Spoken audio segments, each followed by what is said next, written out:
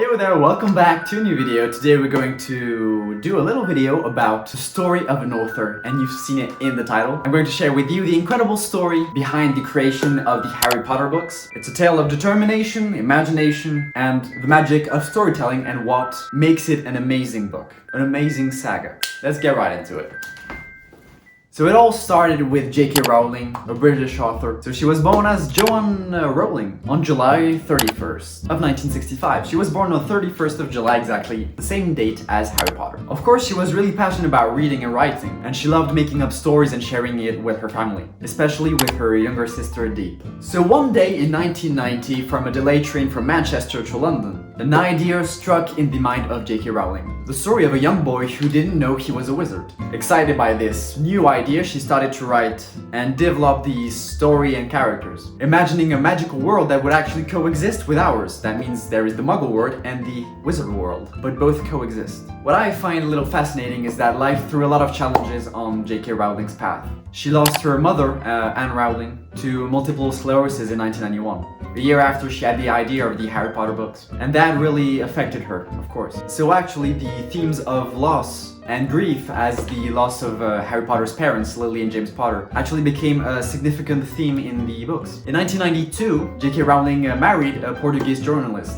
named Jorge Arantes, and they both had a daughter in 1993, Jessica. But sadly, that marriage didn't last for JK Rowling, so she moved to Edinburgh in Scotland with Jessica, her daughter. And as a single mom, she had another challenge because she faced and struggled with depression and couldn't make ends meet. But she kept working on another manuscript of the Harry Potter books in local cafes whenever her daughter took naps. So JK Rowling spent years perfecting her first book and really thought that it would be inspiring, and she really put all her effort and all the struggles that she could live in her life at the time into these books to make a magical stories. So her first book, of course, Harry Potter and the Philosopher's Stone, she created a detailed outline for the entire 7 books that she was going to write, so that she could ensure a sort of consistency. She completed her manuscript in 1995, that means 5 years after having the idea in the train from Manchester to London. She then started to look for a literary agent, which of course is the process of finding someone to promote your book. That really wasn't easy, and she faced a lot of rejections,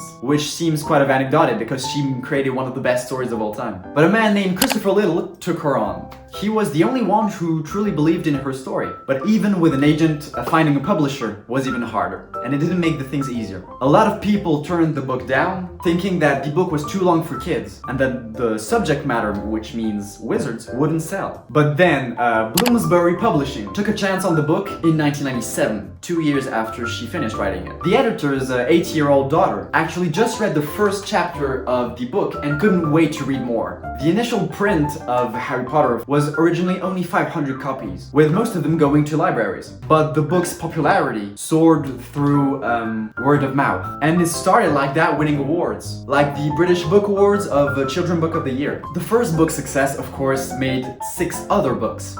So JK Rowling could entirely write all the Harry Potter books, with the last one, Harry Potter and the Deathly Hallows, of course, releasing in 2007. Which was great is that each new book actually broke sales records every time and became a really highly anticipated event. It's kind of sad because I'm too young for that. I mean, I was really little when the last books were made, so I didn't see all these events of highly anticipation. But I'm sure, and I've seen in interviews and in documentaries, that really it was highly awaited. You know, fans eagerly lined up at bookstores for midnight releases, showing just how much they love the series and how big of an impact it had on them. Now today, after all that struggling, the Harry Potter books have been translated in more than 80 languages, and they have sold more than 500 million copies worldwide. But of course, you know it, and I know it, the story doesn't end with these 7 books. The saga inspired, of course, a quite successful film franchise, of course making billions and billions, and making my childhood and a lot of other children's childhoods. And also making a stage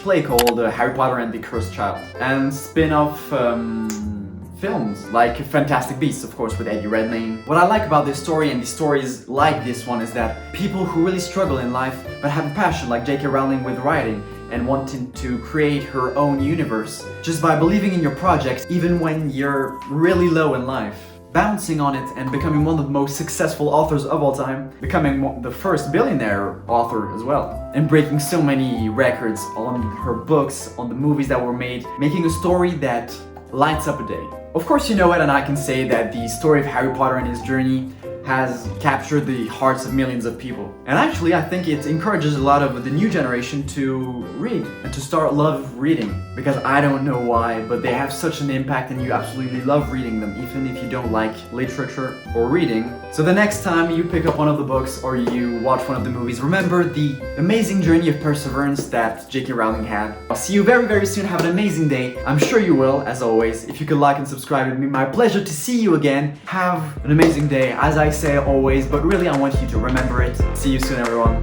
Bye-bye.